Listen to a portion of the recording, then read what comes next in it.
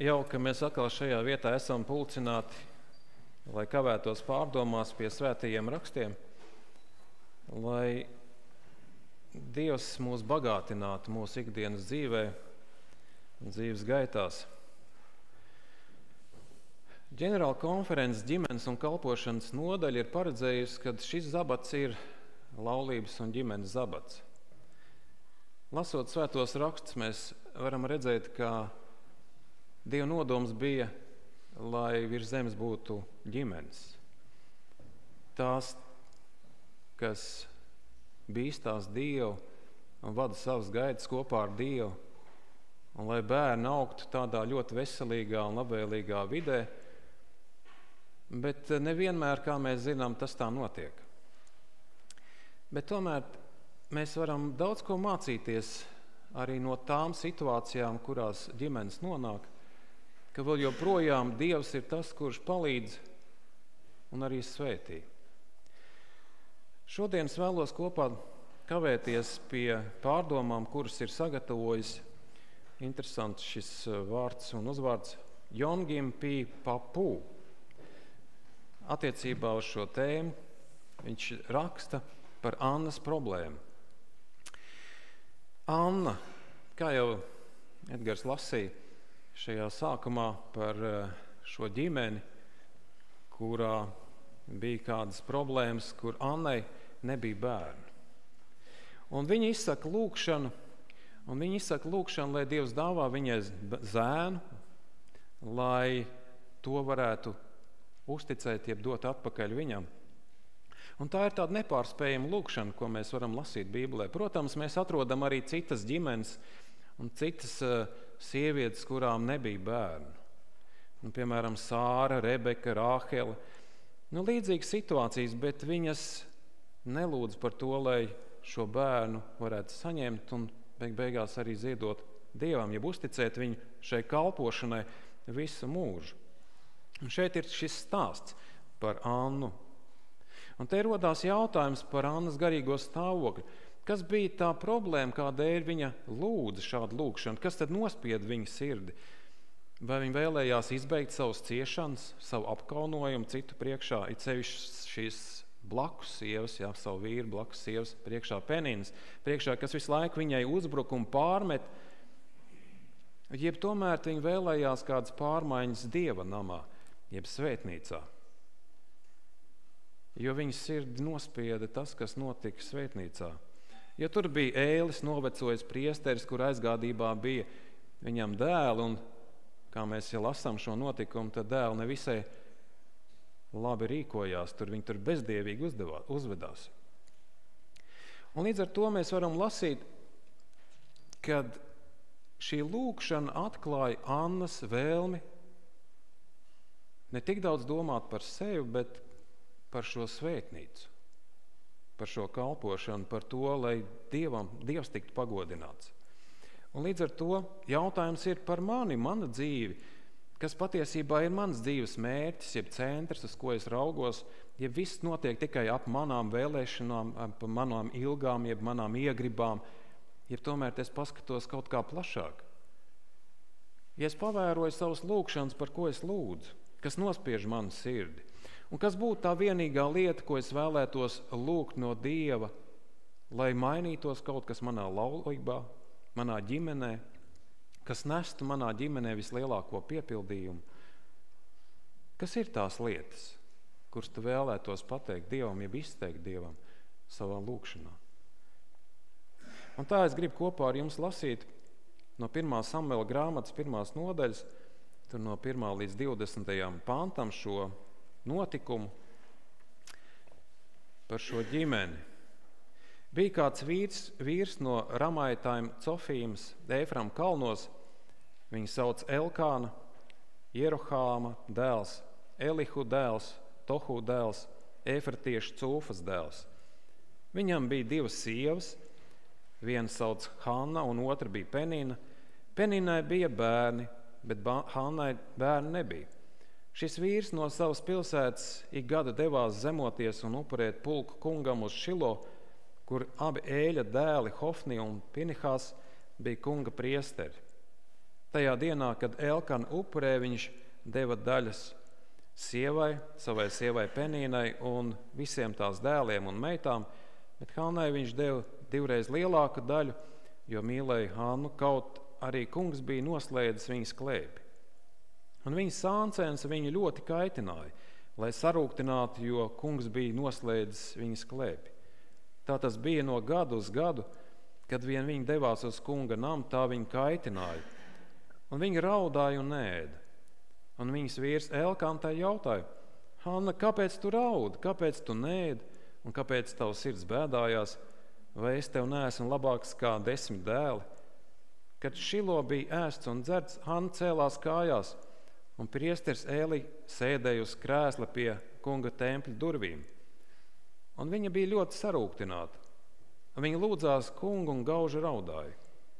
Viņa deva zvērestu sacīdam: Pulka kungs, ja tu uzlūkos savu nabaga kalponi, atcerēsies un neaizmirsīsi mani, savu kalponi, un dos savai kalponei dēlu, es viņu atdošu kungam uz visu mūžu, un skujamais nazs neskars viņa galvu. Kamēr viņa jo ilgi lūdzās, kunga priekšā Ēli vēroja viņas muti, jo Hanna runāja savā sirdī. Kustējās tikai viņas lūpas, bet balss nebija dzirdama. Un Ēli domāja, ka viņa ir reibumā. Ēli sacīja viņai: cik ilgi tu būsi reibumā? Atskurbstu no vīna. Bet Hanna atbildēja: nē, mans kungs, ne vīna, ne skurba dzērienu neesmu dzērus. Es esmu nelaimīga sieva, izkratīju sirdi kunga priekšā. Netur savu kalponi par tādu nelietu, jo aiz sirds pārpilnības un bēdām es te esmu runājusi. Un Ēli atbildēja: ej ar mieru, un Izraēla Dievs piepildīs lūgumu, ko tu esi viņam izteikusi. Viņa teica: kaut tavu kalponi gūtu tavu dēlību. Un sieva devās savu ceļu, un viņa ēda un vairs nelikās noskumusi. No rīta viņa cēlās agri, zemojās kunga priekšā un devās atpakaļ uz savām mājām Rāmām. Tad Elkana gulēja ar savu sievu Hannu, un kungs viņu atcerējās. Kad laiks apritēja, Hanna kļuva grūta un dzemdēja dēlu. Viņa to nosauca par Samuēlu, sacīdam: no kunga es esmu izlūgusies. Šis stāsts ir ļoti neparasts, un arī savā veidā mēs redzam, ka tā nav ideāla ģimene. Tur notiek strīdi, pārmetumi un pazemojumi. Elkana, šis tēvs, bija levīts, kā ir aprakstīts ciltsrakstos. Viņš bija dievbijīgs vīrs. Viņam bija 2 sievas, Hanna un Penīna. Protams, Elkanam bija vēlme turpināt savus ciltsrakstus, un līdz ar to viņš noslēdza 2. laulības. Un, kā mēs zinām, šis lēmums nebija ticības solis, bet drīzāk tāda neticība Dievam, un tas nesa nelaimi. Un līdz ar to šis stāsts iesākās ar Elkana trūkumu, un Dievs izmanto trūkumus, lai mainītu situācijas savai godībai. Un arī mēs, kad nākam pie Dieva lūgšanā, arī mēs un nožēlā, mēs arī varam apzināties, ka Dievs var mainīt arī mūsu dzīves situācijas. Un Anna bija tā, kas lūdza, un tas mainīja viņas dzīvi. Viņa lūdza par to, lai mainītos, jeb domāja par to, lai mainītos šis stāvoklis templī. Un mēs saprotam, ka tad, kad Samuēls piedzima, tas tiešām tā arī notika. Tiešām viņa ienākšana pasaulē atnāca ar savu veidu reformu šim templim un dievkalpojumam. Ja mēs paraugamies uz lūgšanu, ko Anna izteica, tajā nav neviena vārda, ar ko viņa būtu zūdījusies, jeb izteikusi kādu neapmierinātību. Viņa taču varēja teikt, ka es tieku nonicināta, man tiek darīts pāri. Kādēļ mans vīrs tā izvēlējās vēl vienu sievu? Kādēļ šī Penīna man uzbrūk? Dari kaut ko. Tā kā Sāra, jūs atcerieties, ja? Viņa bija tāda mierīga un klusa un neko neteica Ābrahamam par Hagari? Protams, ka viņa teica: dzen viņu projām. Jūs atceraties, ne? Jā. Bet šeit Anna pilnīgi savādāk. Viņa rīkojās, viņa neizsaka nevienu pārmetumu. Kaut arī viņa tiek apsūdzēta, ka viņa ir ierēbus vai piedzērsies, bet viņa izkrata savu sirdi Dievu priekšā. Un šeit ir šis ebreju vārds izkratīt, šafak, kas nozīmē, jeb apliecina tādu upurēšanas kontekstu. Tas attiecās uz tādu asins izliešanu. Šis nozīmē kā tāds, jeb liekas kā piemērs tam, kā Anna piedāvā, jeb izsaka šo upuri. Viņa iztukšojas sevi, izlejas pilnīgi savu dvēseli Dievu priekšā, kā priesteris izlej dzīvnieku asins paredzētajā vietā. Un nepavēlti Bībele mūs skubina, lai mēs visas savas rūpes uzveļam viņam. 1. Pētera 5:7. Visas rūpes uzveliet viņam, jo viņš gādā par jums. Un līdz ar to tam ir arī tāda blakus nozīme kā uzvelt. Izliet, uzvelt. Viņa izlēja savu dvēseli. Nevis ēlim, bet Dievam, radītājam. Tas, kurš bija aizvērs viņas klēpi. Bieži vien ir tā, ka mēs palīdzību meklējam pirmām kārtām pie cilvēkiem, bet nevis pie Dieva. Bet šeit ir tāds paskubinājums, lai mēs tieši pretēji mācamies meklēt palīdzību pirmām kārtām no Dieva. Anna neko neatsaucās, piemēram, uz to, ka ir šī poligāmijas attiecības ar šajā ģimenē, kas izraisīja postu. Viņa neizsaka nevienu rūgtumu, bet ir tomēr kāds iemesls, kādēļ viņa griežās pie Dieva. Viņš ir tas, kurš var atvērt viņas klēpi. Ir tas, kurš var atrisināt šo viņas sāpi. Protams, ja mēs tā raugamies šajā ģimenē uz Peninu, tad arī viņa piedzīvoja sāpes. Un kādas tās sāpes varētu būt? Ja redz, kad viņas vīrs Annu mīl vairāk, un viņa tikai ir kā māte viņas bērniem, protams, kad tas izraisa sāpes. Un sāpināt cilvēku sāpina citus cilvēkus. Kā arī šajā gadījumā mēs redzam, kad viņi sāpināja Annu.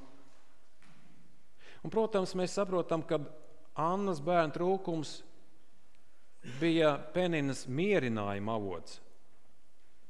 Un viņa joprojām droši vien vēlējās, lai tas status nemainītos. Joprojām, lai viņa būtu kā tāda pārāka par šo Annu. Mēs zinām, ka Bībelē mēs tiekam pamācīti, kad ne jau miesīgs cilvēks ir mūsu ienaidnieks. Mēs necīnāmies pret miesu un asins ienaidniekiem, bet pret ļauniem valdniekiem un neredzamās pasaules varām. Tas nozīmē, ka ne jau mums ir jācīnās pret cilvēku, bet mums ir jāmeklē Dievs un viņa plāns mūsu dzīvē. Mums nav jādomā, kā atriepties mūsu ienaidniekiem. Mums nav jādomā, kā nodarīt pāri, bet drīzāk mums ir jāskatās uz to, kā Dievs var pavērt durvis uz pilnīgāku izpratni par to, kā Dievs darbojās manā dzīvē. Kā Dievs var manu dzīvi atrisināt, jeb kā viņš var pavērt durvis tur, kur visas durvis šķietam ir ciet. Un Annas skumjas, kā mēs redzam, bija tās, ka viņa vēlējās, protams, dēlu. Viņa vēlējās, lai šis zēns ienāk pasaulē.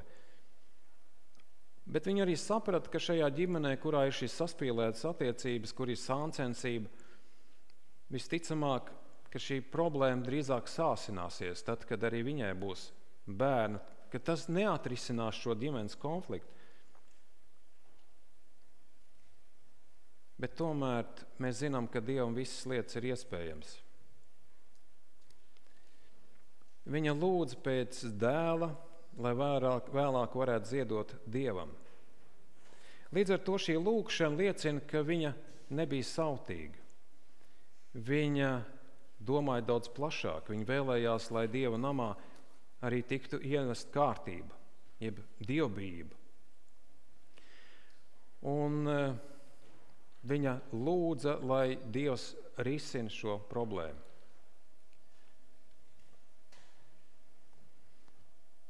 Šeit šīs, pārdomu autors raksta tā. Mūsu empātija pret Hannas cīņu ar bezbērnu stāvokli varētu likt mums aizmirst viņas lūgšanas galveno aspektu. Neskatoties to, ka viņš bija iesaistīts, viņa nelūdza par savu vīru un nevainoja viņu savā situācijā. Viņa arī nesūdzējās par Peninas provokācijām un neveica pasākums, lai no viņas atbrīvotos. Viņas lūgšana ir ierakstīta šādi. Pulk, kungs, ja tu lūkot uzlūkos savu nabaga kalponi, atcerēsies un neaizmirsīsi mani, savu kalponi un dos savai kalponei dēlu, es viņu atdošu kungam uz visu mūžu un skojamais nāzes neskars viņa galvu. Viņa pasaka, ka tiešām Dievs atceries mani. Šī atcerēšanās notika šajā pagrieziena punktā, kad Dievs ņēma šo situāciju savās rokās. Viņa bija tā, kura meklēja un saņēma palīdzību. Protams, mēs saprotam, kad viņa sirdī ienāca šis miers no Dieva. Tad, kad viņa devās projām no tempļa, tad viņā ienāca šī līgsmība un miers. Viņa varēja teikt, mana sirds gavilē, es līgsmojos par tavu pestīšanu. Nav tāds klīns kā tu, kungs, Dievs. Tad, kad mēs uzticamies Dievam, tad ienāk miers. Un Anna piedzīvoja šo mieru. Tas ir miers, ko pasaule nespēja saprast un satvert. Vieta, kur kādreiz par viņu ņirgājās. Vēlāk viņa kļuva par vietu, kurā kalpoja viņas dēls, un tas bija viņai kā tāds apstiprinājums, jeb iepriecinājums. Tā kā bija rakstīts, ko Edgars lasīja, bet Samuels kalpoja kunga priekšā, zēns bija apjosts ar linu efodu, un viņa māte tam darināja mazu priesteru tērpi gadu nes to viņam, kad viņa devās turp, viņas vīrs pienes igadējo upuri, un Ēlijas svētīja Elkanu un viņa sievu. Protams, mēs redzam, ka miers neienāk no dāvanām. Neienāk no materiālajām vērtībām, bet drīzāk tā ir apziņa, ka mēs dodam Dievam godu, un arī tās dāvanas, ko saņemam, mēs uzticam Dievam un kalpojam ar tām. Un līdz ar to šis prieks nav tikai nākotnes gaidas, bet prieks arī ienāk mums šodien tagadnē ar šo cerību. Un kāds tad ir secinājums no visām šīm pārdomām, ar ko šīs autors noslēdz? Izrādījās, ka Hannas problēma atbilst Dieva nodomam, viņa ilgojās, lai viņu atceras, un Dievs meklēja cilvēku, kas ienestu pārmaiņas templī un Izraēla tautā. Dievs izmantoja viņas neauglību, lai pievērstu viņas uzmanību viņa plānam, lai gan viņai gal galā bija vēl 5 bērni, un viņas galvenais uzdevums bija iepazīstināt Samuelu ar Izraēlu un pasauli. Viņas sāpes un ciešanas tuvināja viņu Dievam. Patiesais izaicinājums ir nevis iegūt to, ko vēlamies, bet gan izmantot to, ko mēs saņemam, lai kalpotu Dievam un viņa ļaudīm. Mums jāuzdod sev jautājums, kas ir tā viena lieta, kas varētu mainīt mūsu laulību un ģimenes. Savienojiet savus lūgšanas ar Dieva misiju un mērķi. Mēdz teikt, ka tad, kad mēs par prioritāti izvirsām Dieva darbu, Viņš par prioritāti izvirza mūsu darbu. Ar Jēzu ģimenē mēs varam smaidot stāties pretīm jebkurai vētrai, lai tā ir mūsu pieredze. Āmen. Ar Jēzu mēs varam stāties pretīm jebkurai vētrai, un lai tā ir mūsu pieredze, kā šajā stāstā, kā Dievs ienes brīnumu. Dievs mums palīdz. Āmen.